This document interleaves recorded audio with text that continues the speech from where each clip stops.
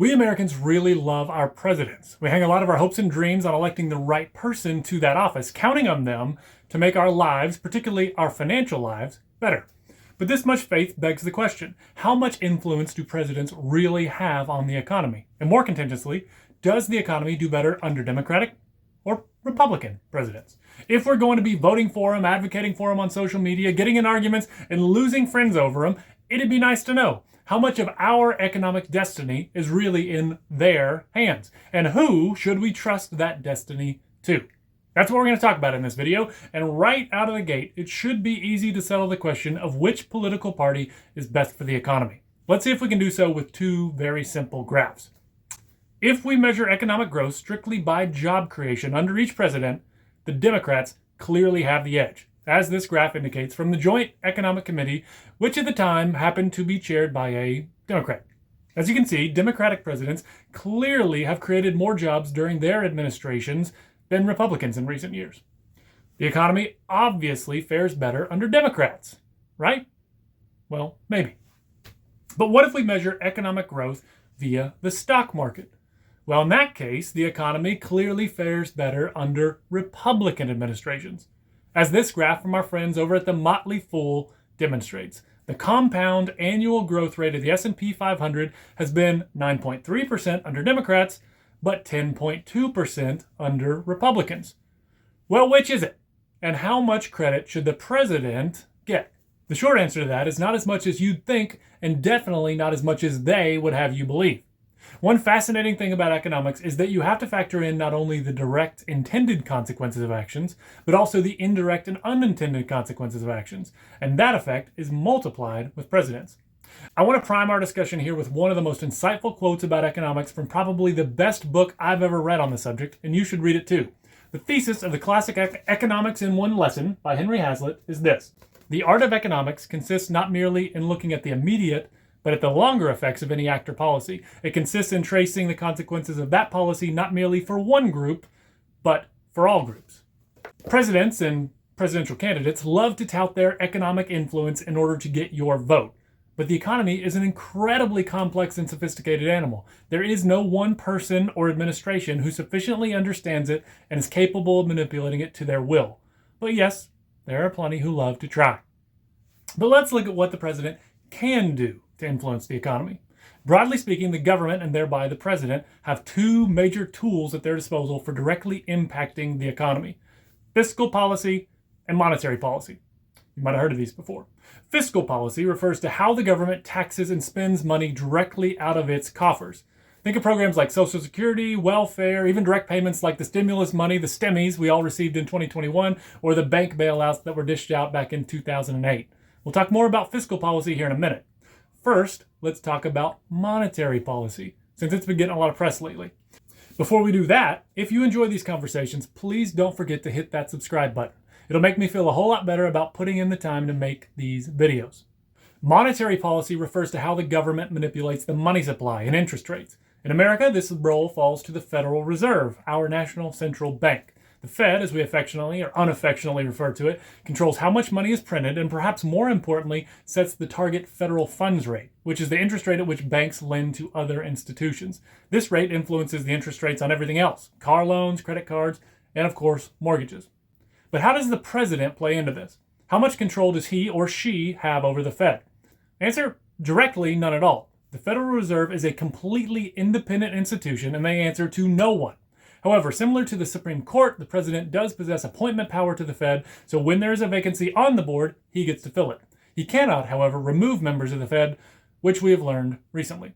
This 7-person board, appointed by the president for 14-year terms, yes, at 14 years, manipulates interest rates in an attempt to influence things like the growth of GDP and the level of unemployment. Now, it's important to note that while the Fed has enormous power at its disposal, it does not have magic. In other words, there are costs to every decision that the Fed makes. When they decide to lower interest rates, as most consumers like, they can only do so by buying bonds. Now, where does the money come from to buy those bonds, you may ask? Well, the short answer is that the Fed invents it on a computer screen. And the more money in the system instantly means that your money is worth less than it was before. This is one reason why inflation exploded in the early 2020s, and it turns out cheap money is actually quite expensive. Now, a full discussion of monetary policy is beyond the scope of this video, but if you want a deeper dive, you could do what I did, which is read this 1,100-page economics textbook in college, or maybe just request that I make another video in the comments. I'll be happy to do so.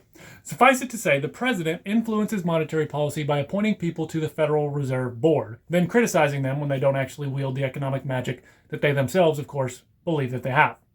Now on to fiscal policy. Remember, fiscal policy refers to how the government taxes and spends money directly out of its coffers. The president, with the help of Congress, or more accurately, Congress with the help of the president, has the power to raise or lower tax rates and increase or decrease things like tax deductions and tax credits. One of the most recent examples of this kind of tax reform is the Tax Cut and Jobs Act, passed in 2017 and enacted in 2018, which lowered corporate and individual tax rates across the board and increased the standard deduction and child tax credits. Now, the power to lay and collect taxes does reside with the Congress, thanks to Article 1, Section 8, Clause 1 of the U.S. Constitution. They can do so with the help of the president by revising the tax code, as we were just discussing. All it takes is a simple majority in both houses and the president's signature. Now, of course, the president can veto such legislation if he chooses, but the Congress can override his veto with a 2/3 majority. That's as wonky as we're going to get right now. So the president requires the help of Congress with most tax issues, but what can he do on his own? That brings us to the topic of things like tariffs and administrative regulations. As we mentioned, the Constitution stipulates that the power to enact taxes originally resides with the Congress. However, through a series of acts in the past, Congress has ceded much of that power to the executive branch, that is, the presidency. So currently, the president does have enormous power to enact tariffs, essentially whenever he wants to. This can have enormous and far-reaching impact on the global economy and our personal finances. Let's look at how. Now, a quick lesson on tariffs. Tariffs are just taxes. Anytime you hear the word tariff, I want you to think tax. Now say it with me. Tariffs, taxes. That's right. The main difference is that a tariff is a tax on goods imported from other countries. The costs of the tariffs are intended usually to be paid by the foreign companies and individuals importing goods into the U.S. However, remember the law of unintended consequences we discussed earlier. What ends up happening in most cases is that foreign companies merely raise their prices on the goods that they export from their countries and import to America, and you and I, as American consumers, end up paying more for the foreign goods we buy. And like it or not, we've gotten real used to buying lots of foreign goods. Now back to our discussion of the president and his powers over the economy. In the short term, the president has a lot of power to enact tariffs, even without the consent of Congress.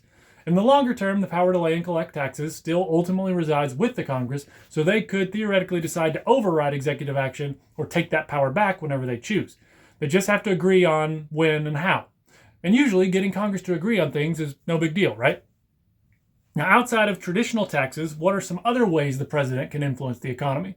One huge example is regulation. The president presides over a massive administrative state.